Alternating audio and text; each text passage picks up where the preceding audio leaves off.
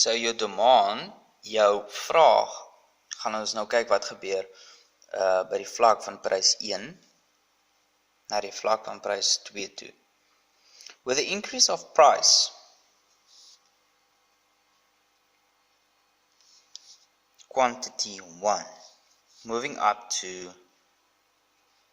price of 2, you will actually have a decrease in quantity because the law of demand states that if the price goes up, the demand will be lower because the consumer wants max satisfaction by using their resources in a manner that if the price goes up, they'll be less interested in buying it. Okay, so dit is belangrik om te weet. Ons gaan nou kyk wat gebeur bietjie met as die vraag en aanbod skuif. Hierdie is 'n voorbeeld van kom ons maak dit alles swart. This is movement along the curve.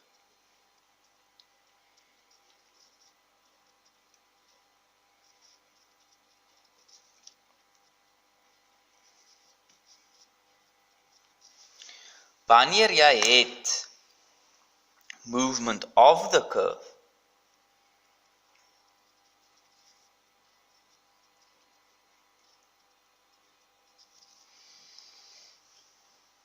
movement of the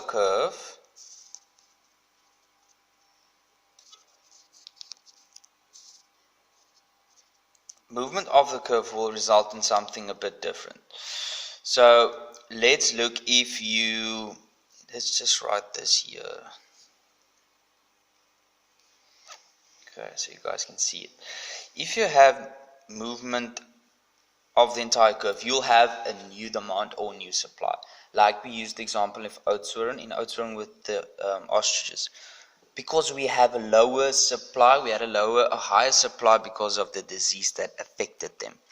You will have a completely new supply.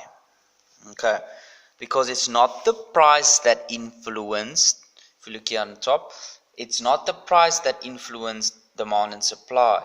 It was first the demand after supply, number 2, through price to demand. Met ander woorde, dit was eers jou aanbod volstryse wat verminder het. And because you had less, then you'll see what happens at each price level. It's not that the price necessarily changed, but it is less at each price level. You have less quantity. Okay, so let's call this quantity of 3. The quantity of the supply lowered from Q2, which was there, dropped down to Q of 3. Okay, because of a lower supply. So there was a bit less on the market, and normally, like we said there, that if there's a lower supply, then it's more scarce, the price should go up. Okay, whereas let's say an example of demand, let's use an example. Baie keer gebeur dit in modes waar jy 'n nuwe tipe gier het of 'n ding wat gebeur het wat mense begin sien maar meer hou van hierdie tipe jean of wat ook al. Let's say it's in the type of jean. Everybody's interested in buying it. And what happens on the market?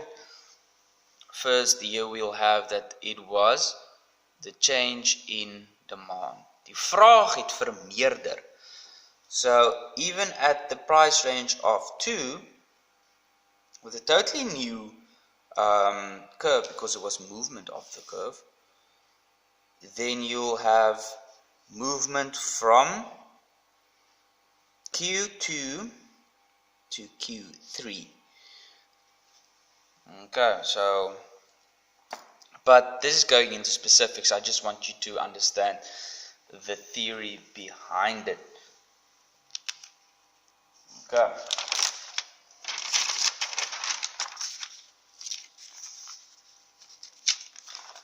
let's look a bit further into the work. So we covered now prices.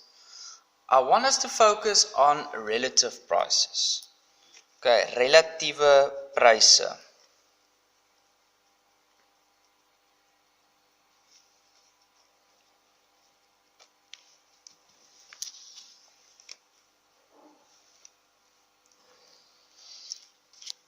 As jy in die winkel instap, gaan jy mos nou sien dit kos soveel of dat kos soveel. That's the nominal price, nominale prys. So ons gaan sê prys in die winkel is die nominale prys.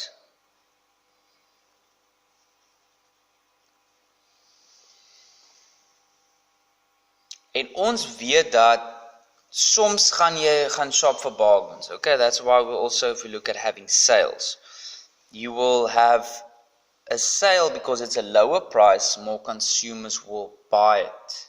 Okay, consumer looks for lower prices. Okay, so a lower price will have a higher demand.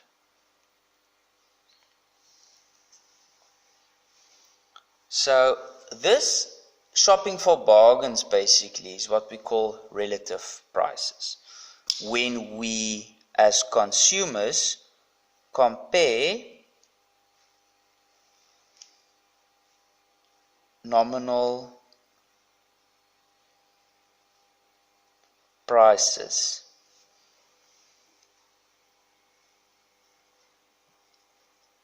this will give us the relative price.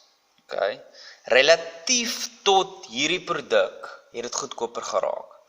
If we compare stationery, let's say this type of pen decreased relatively to the other pen, so we buy the cheaper one. Okay, and remember, it's not all to say sometimes you buy for quality and so forth. So it's just to have a standard model.